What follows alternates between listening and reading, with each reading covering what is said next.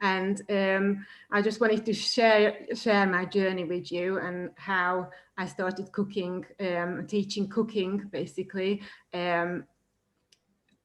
all over Sheffield and beyond as well. Um, Tonight, I'd like to also cover a few of my tips, which may help you if you have a fussy child or grandchildren, or also if you are looking for healthy food to make for your family or for yourself quickly. And I will also touch upon core vitamins and minerals, which are good for mental health. And I will share some recipe ideas with you too. My background, I'm an economist by trade.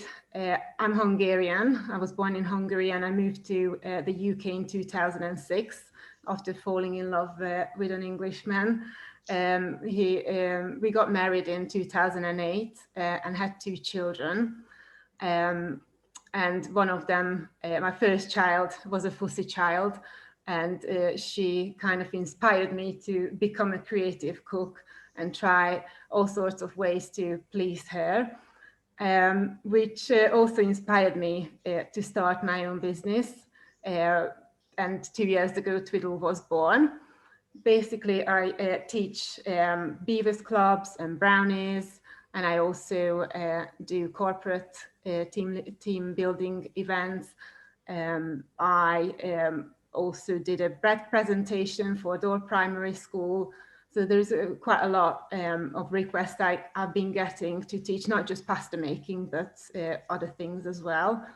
And I wanted to make it more than just a cooking class and cooking school. I wanted to give more value to my clients basically on my cooking lessons. And I also had some issues with my health, which made me research a lot more. And I started a diploma in culinary medicine last year, which I'm really enjoying. And this is why I'm going to also talk about a few vitamins and minerals that could help in a really stressful period, just like what we're experiencing now. And also if you have a fussy child, or if you can relate to tea time battles at all, then it's something that I like to cover. As I said, I had a fussy child, and basically she was really little, and I was worried about her development. I wasn't sure what was considered normal. I asked for the GP to help me. I asked the health visitors, and they all just reassured me basically that she was growing really well and I was doing the right thing and just carry on with it. But obviously that didn't really solve my everyday issues. And I just thought, no, I'm going to try and do something to actually help her to enjoy meals. And I just wanted to reduce the pressure as well on myself and my husband. And I wanted to make it a nicer experience for her, because it just became unmanageable. And I felt like I had to do something about it other than just be reassured that I was doing the right thing. And I think some of the tips, I know I'm kind of concentrating on feeding children and fussy children, but I think there are tips in there that you might be able to apply to your own life and situation or current circumstances too. And I think people tend to obviously focus a lot on getting enough nutrition in their meals, and the media is spitting all sorts of information into our face, basically that you should eat that many vegetables, that many pieces of fruit, and sometimes it's just overwhelming. And what I try to do is first I try to go back to basics and look at food that she might be like family favorites, or her favorites mainly, and see if I could make them myself, and if there were ways I could make them more nutritious. And the idea behind this was just to facelift the junk food favorites, or not necessarily junk food, but favorites that may not be or considered as nutritious. And I tried making chicken nuggets myself, just to create something really, to taste something really similar to the shop ones, pizza, pasta, and lots of other meals I recreated. And this is not to say that I didn't cook before. I cooked pretty much about 90% of the meals myself. But obviously it wasn't pleasing herself, and it wasn't good enough at the time. And things that helped me, and I like to share with you, if you were in similar situation, you have probably tried quite a lot as well. Basically, I just tried to get her to create her own menu. We did pretend play, cooking together as you would, started growing vegetables and getting her involved in every single stages. So it wasn't just, help me chop an apple. I tried to get her involved in everything possible. Going to the market, making jam, doing going fruit picking, and I also found that preparing meals in different ways made it a bit more interesting and exciting for her. So, for example, she likes carrots, and sometimes I just chopped them to cubes or shredded them, or tried to make different faces, funny faces on the plate. And the idea behind this was to have the same food or same item, just in a different way. So she got used to the fact that carrots is not always served, I don't know, uncooked or chopped into circles. It was prepared in different ways every time. And recreating family favorites and holiday favorites was a big hit, because I think there's this emotional link as well. Obviously, you kind of take people back to that happy memory, and I think the power in this is underestimated. And I see this on my cooking classes as well. When people taste something that takes them back to their childhood, just has such a power and such a wonderful energy and magic. I think it is really something that we can harness in, especially with fussy children. So for example, mine love empanadas because we went to Spain 2 years ago, and it's just something that I can actually experiment with, and I can add lots of vegetables that they wouldn't eat normally.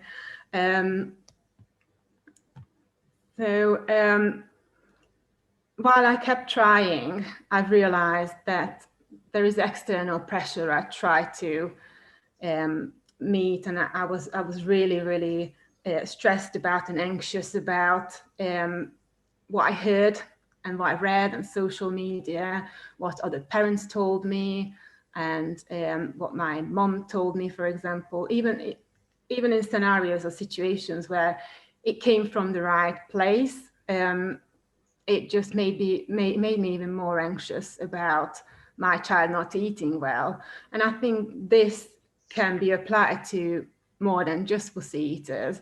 I think it's the entire, all these different diets people can read about, or I think there's a lot so media can answer for, basically.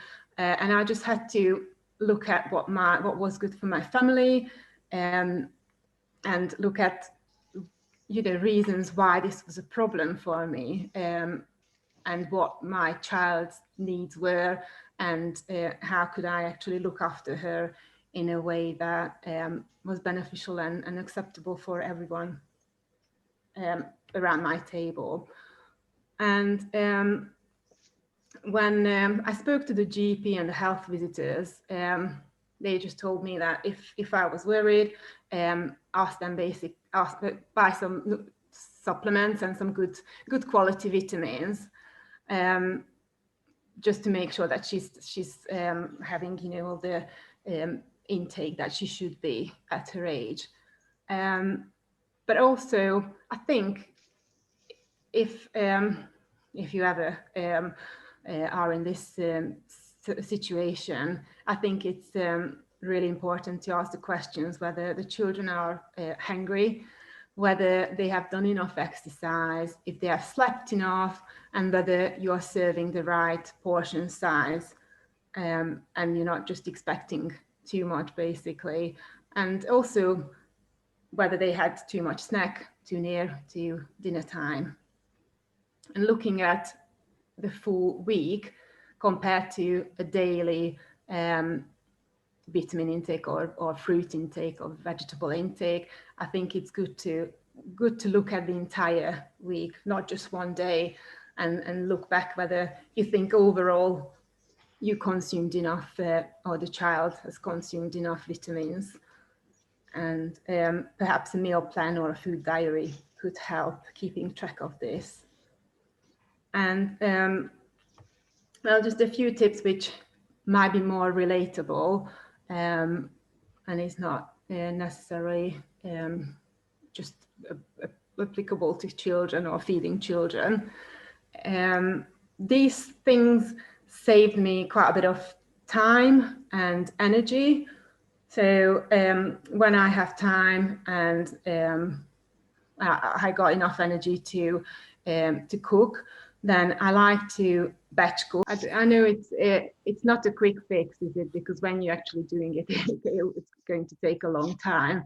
But it definitely helps when you have a busy day or you're not feeling up for cooking, and but you still want to provide enough nutritious ingredients to your family. And meal planning is also something that I recommend people to do. I know it can be a bit of a pain sometimes, and sometimes you just don't have the ideas what to do. I like to put it on the family calendar, and sometimes I just look back and it helps. And sometimes I have more time to put 2 or 3 weeks worth of items together, or weeks, plan weeks ahead. And that can help, and obviously it saves time and money, and it will reduce food waste too, which I think is quite important nowadays. And I like to make a little for next day's lunch as well. My husband was telling me the other day how much he loves taking leftover food to work when he goes in. Obviously, working from home situation is a little bit more different. Another trick that helps me is using the same food base in different ways, just so you're not having the same every time. So I might make a big portion of bolognese, but I might put it on pizzas or on jacket potatoes, or chili con carne is something which you can alter and have with salad or rice or tortilla. So again, it wouldn't take too long to perhaps grab some salad or some lettuce and a few pieces of tomatoes to add to this. And roast chicken, I don't know if you like roast chicken, or whether it's roast beef and a lamb is the usual Sunday dinner. For me, this was something really new. Being Hungarian, it's mainly Sunday lunch what we have, and it's a completely separate menu in my family. So, but for my family, I like to prepare roast chicken quite often, and we use the leftover chicken. Sometimes I put 2 in the oven if they are smaller, and then any leftover I can just either freeze or put in a wrap. And I find that being quite a quick lunch. You can just put the tortilla wrap on like a pancake saucepan, a frying pan, and just to warm it up. And again, that will just give it a different taste, and sprinkle it with some cheese or lettuce. whatever you like in your wraps. I think fish is also a really good option, and obviously it's really, really healthy. I like to bake my fish as well, and I think again tray bakes are usually a quicker option to go for, and you could prepare some extra, and again freeze it or use it next day. And what I did last week with my fussy child, I added some baked trout to some pasta dish, and because it flaked so much, she couldn't pick it out, and she just really enjoyed it. And I think I don't usually have fish in pasta dishes, but it worked really well. And obviously, trout is quite high in omega-3, and that was something I find that really hard to get into children because it's such a strong taste, like salmon or trout. They usually taste really strong, and unless I make a fish cake, they don't usually have it. But when I use the oven, I like to put some extra aubergine or butternut squash in, or some sweet potatoes at the same time. And that's something else you can do and use next day for lunch. For example, I have a really good recipe for an aubergine cream. If anyone would like that, I can share that later. But you just have to basically bake the aubergine for half an hour, and then you can blitz it with some garlic and olive oil and some other herbs as well. And that's another quick lunch. It's really, really nice on toast and with some tomatoes. I always have some tinned and frozen fruit. I prefer not to use these, but when I had a really busy day and I knew that the dish I was serving wasn't really full of vegetables or main vegetables, then I like to add some frozen peas or sweet corn or anything extra into the mix. And when I did some research on this, I'm not sure if Isabel, you're going to agree with it. When I researched rheumatoid arthritis, at the time I tried to look at some options for people who basically couldn't prepare fruit and vegetables easily, but they still wanted to obviously consume fruit and vegetables.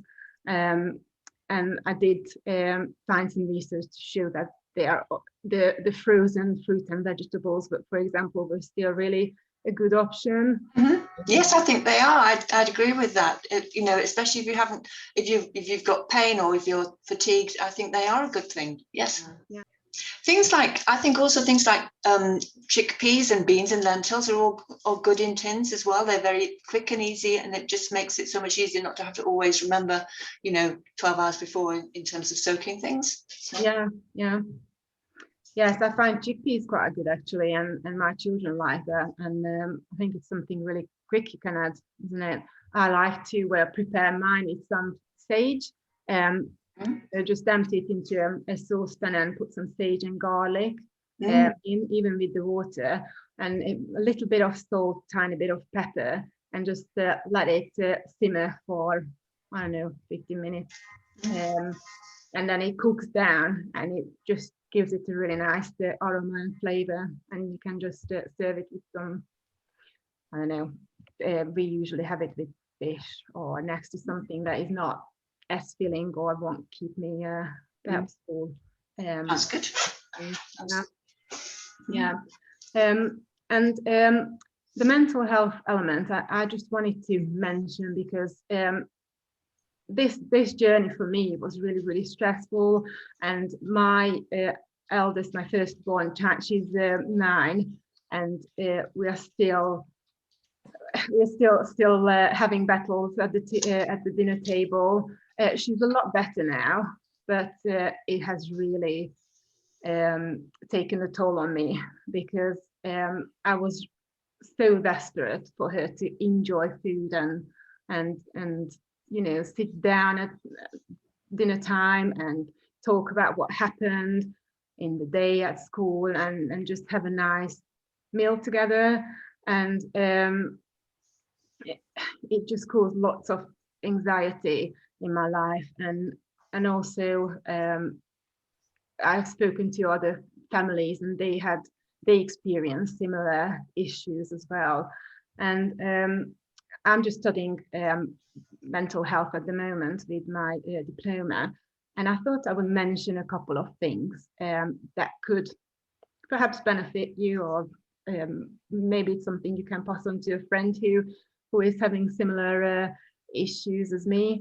And one of the main strategies to well, what I wanted to mention was the blood sugar level, how children get really hungry, and how that can affect the mood. And it happens to me as well. It's not just my daughters who I see this happening. And I think it really small little changes you can do to keep your blood sugar level even, that could actually affect your mood, and perhaps you'll be more equipped to deal with tea time battles like me. For me, healthy snacks and some small portions definitely helped, and making sure that that my children or myself were not eating too many snacks close to dinner time, because obviously when your blood sugar level is but if you eat, for example, I mean, I'm sure you all know this, but when you have sugary snacks, or have like for example, a cup of tea with honey or sugar, then your insulin will spike, and then soon after it will plummet again. And that kind of fluctuation can cause your mood to also change really rapidly. And I think eating whole foods can also help to stabilize this. And I would think that it can also affect your mood, because if you eat something with, for example, wholemeal or brown rice, if you choose brown rice, then it will keep your blood sugar level more even, and it will slow down the digestion too. And choosing good quality protein with the carbs will also help to avoid these spikes and changes. And yeah, just a final point on this is I know most people like to change their diet, really, like if they decide that they're gonna go on a paleo diet or any kind of diet, that they want to do that overnight, and they expect all the benefits to kind of happen as well. And I think what works for most people is just making small changes, and something perhaps that can be sustainable, and not taking away the things that you enjoy or your child enjoys, because it's just not going to be something that I think long term can be sustained. And just a few vitamins and minerals I wanted to highlight, and these definitely helped me throughout this anxious time, and I think in the pandemics as well. I'm not usually an anxious person, but I did find myself worrying about things that I didn't worry before. And vitamin B and magnesium really helped me. I don't know, is this, Isabel, do you usually recommend this to people when they're going through like a really stressful time? B vitamins are always very good for that sort of stress, anxiety, all of those things. As you say, it helps with the neurotransmitters and so on. So yeah, definitely I'd agree. And magnesium as well. I think that's always very calming for people. It helps to just settle things down. Yeah. So with for example, magnesium, I I tend to take it in the morning. If I take a supplement, I take one in the morning and in the evening, or tend to do it just after dinner time. And I do find it that I sleep better. And when I was pregnant, I went to Hungary for a scan, and I didn't have enough amniotic fluid, and I was told to take magnesium to relax my stomach muscles to get more fluid. And it's not something I've ever heard here, and I have asked people about it in the UK. Never heard of that. No, but somehow when I started learning about this like magnesium and all these vitamins, it kind of made sense. I haven't researched it in great details, but I remember the doctor told me to take vitamin B and magnesium. Magnesium is a very, very common deficiency. Most people are deficient in magnesium at some level, so it wouldn't be surprising.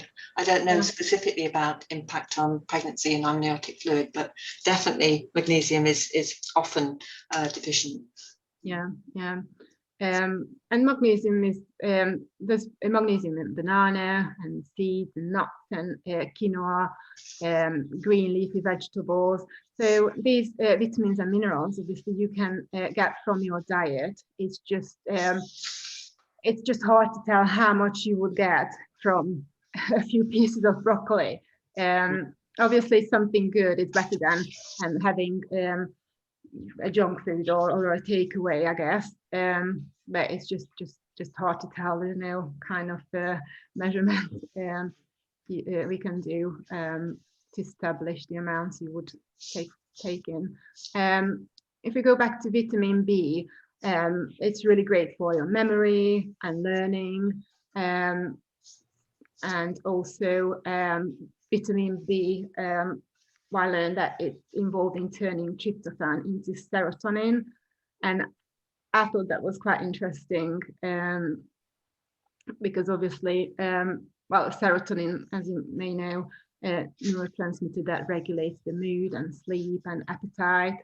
So I think it's obviously it has a lot more benefits. These are just little snippets that I thought I would bring to your attention. So that's also why I would find vitamin B beneficial for these periods. And vitamin D, I'm not sure if I wasn't aware of this, that it was also good for stabilizing mood and emotions.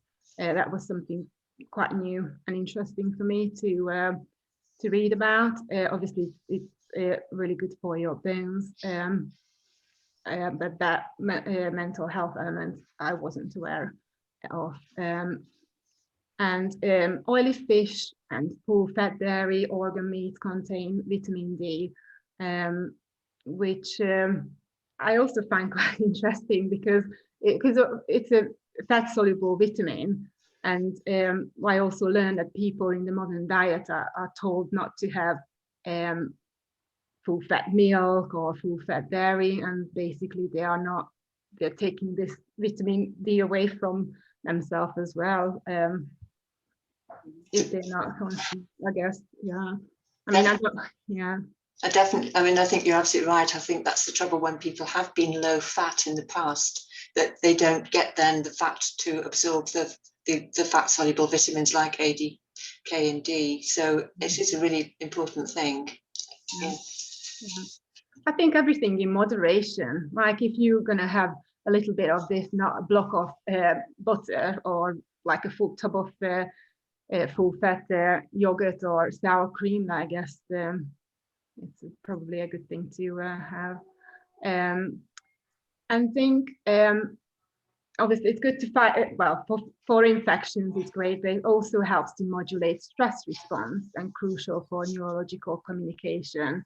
And that's why shellfish, nuts and eggs are something good to include in your diet if you can, and if you're not allergic to nuts, for example.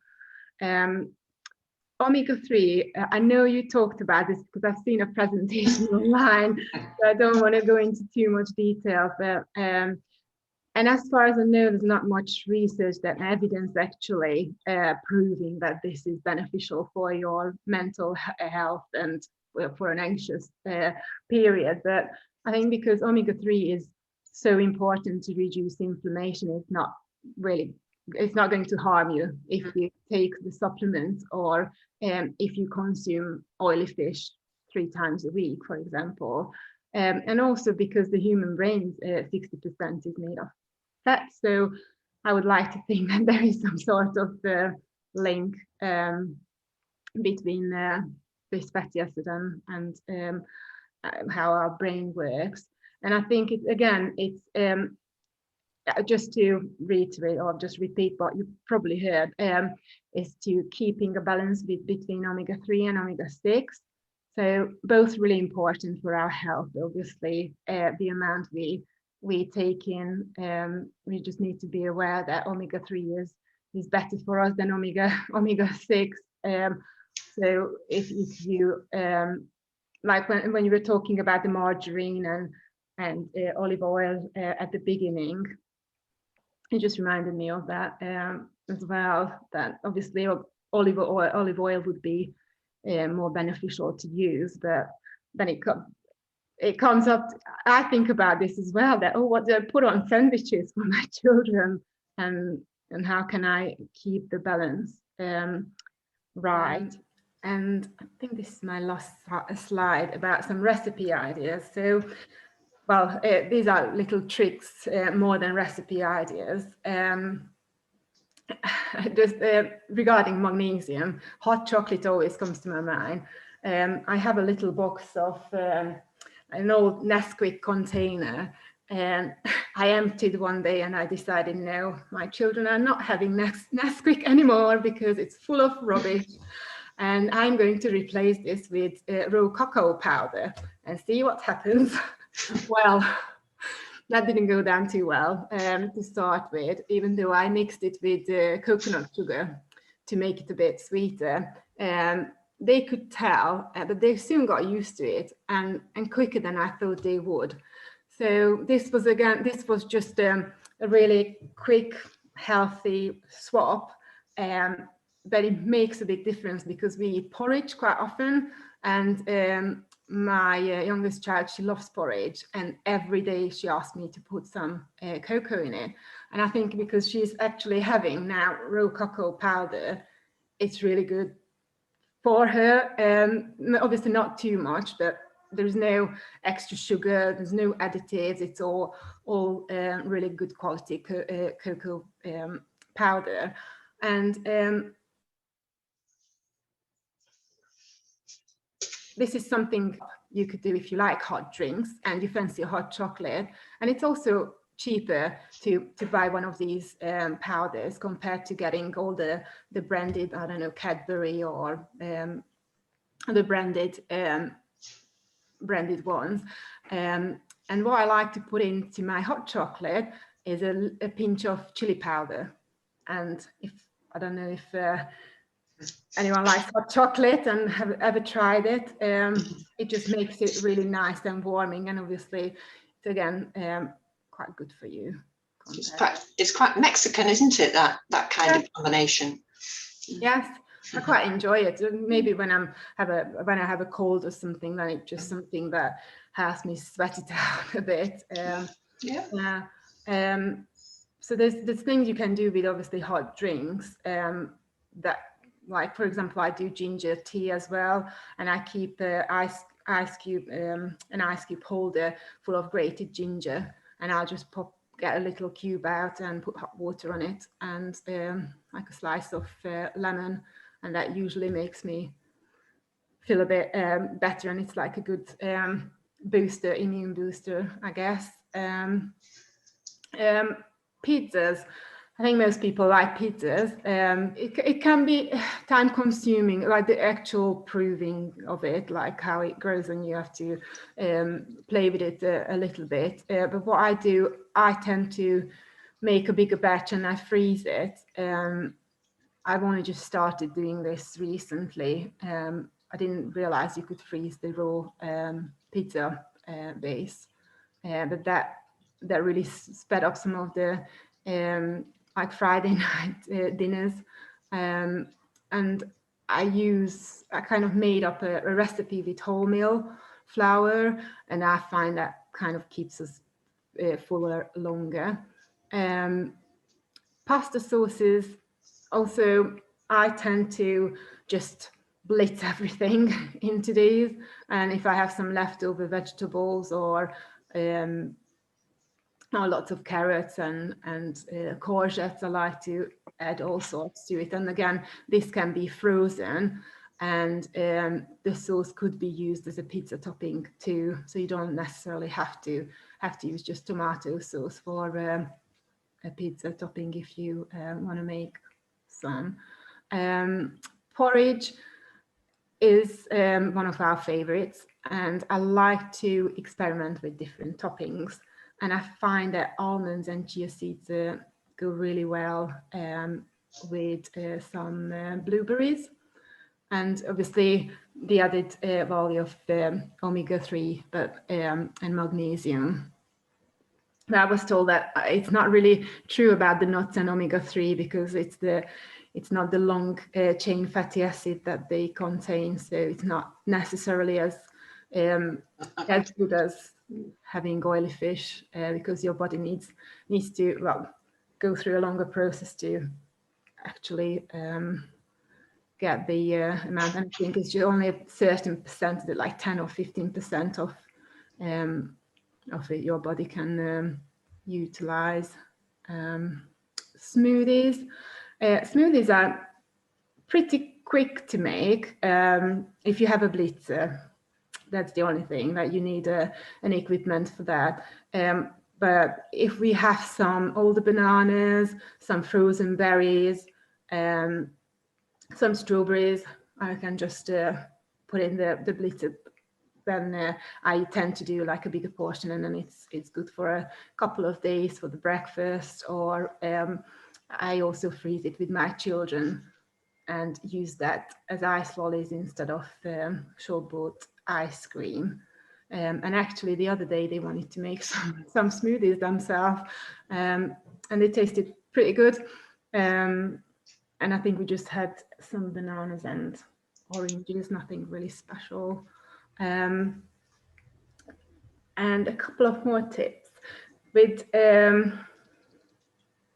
breaded fish and chicken. I guess I mean I like them, and my children like them too. But I experimented with different like flours, and if you have enough energy again and time, if you ever make like a chicken in breadcrumbs, then you could try perhaps using dried lentil. I blitzed some dried lentil. I used coconut flour before, just to make it a bit different and just to add different ingredients to it and a little bit different taste as well. And for baking, I like to reduce the amount of sugar the recipes usually come up with, and I also like to put some courgettes or something into the mix that you might not be able to taste, but it will make it a bit healthier for you, for your kids mainly, in my house anyway. Okay. So yeah, it's just a summary that I covered ideas about feeding fussy children and tips on how to make meal times a bit more fun. And I hope I have been able to give you a few creative ways to make quick, nutritious meals with my recipe suggestions as well. So, great. Well, thank you, Viki. Thanks very much for that. That was really nice, and I like the way you put your personal, story a little bit into that as well to sort of bring it to life for us, which was really nice. I think it is quite stressful sometimes looking, trying to get the right food into children. And yeah, I think some of your suggestions are really great tips in terms of, for everybody, not just for people who are looking after younger children. So I'm just going to see if there are people who'd like to. Would you mind not sharing your screen any longer? Can you unshare it? And then people can, if the people like to raise any questions along the way, then we can have a bit of a chat. Stop there. Yeah. Great. Well, thank you very much. So, any questions along the way? We've had various comments along the way in the chat box as you've been talking, and lots of discussion around various things. For example, the meal planning. So you recommend meal planning, and that's always good to be organised when you've got a family. But can you sort of just describe what you might do if you were thinking about the week ahead and how you might go about planning a little bit? Just explaining that a little bit more. Okay. I like to make this a nice little thing, to be honest, because I know it can be quite overwhelming to meal plan. So what I usually do Friday night after work, after we had dinner and put the children down, I will get my calendar, and if I have enough time and energy and brain power, I might write down a few ideas.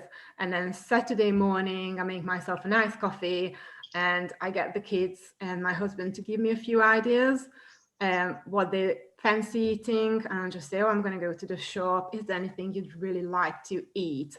This is one part of it. Then I also have a list of favorites. I have a keep list on my phone, and I also got like a notepad where I have just probably 20 meals that I can come to when I have a complete freeze. Like sometimes I can't remember any, like I have days when I have no idea what to cook. Like I can't believe I'm teaching people how to cook when I have no idea what to cook for my family. And I also have, you might see it behind me, there's a book case, and it's full of recipe books, and I also have a few for children, and they are covered, full of pictures and like nice photos and nice meals, and I ask my girls to go and sit down and pick one. So that seemed to work, and my husband sometimes sits down and, oh, I like to have a curry, or we haven't used this recipe book for a while. I like recipe books. I just find it really relaxing to sit down and look through them. And when I'm in that mood, I make a few notes, and on the actual meal planner, I might write down the cookbook name and the page where the recipe is, because I find it that I do buy these cookbooks, but rarely, like I use them for inspiration, but I don't actually cook the meals in them. So I try and add one or two a week, and perhaps try one every 2 weeks. But it's a good, like, you sound like a very organized person, which is great. It must make it easier to have that organizational skill to help you. It doesn't always work. But yeah. That's great.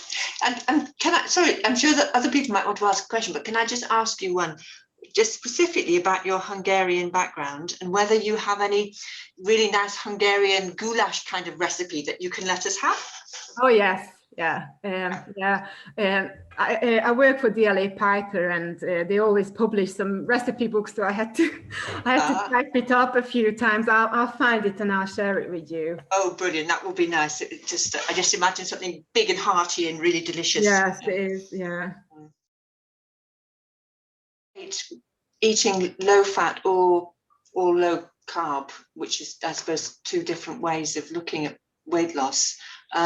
People, but also, so there are different ways of doing it, and there, there's lots of opinions about how to lose weight.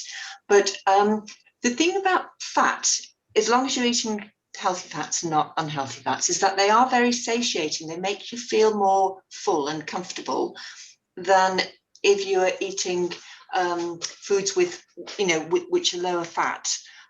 So I suppose the thing is, you need to get your nourishment. You need to make sure you're eating good food and real food.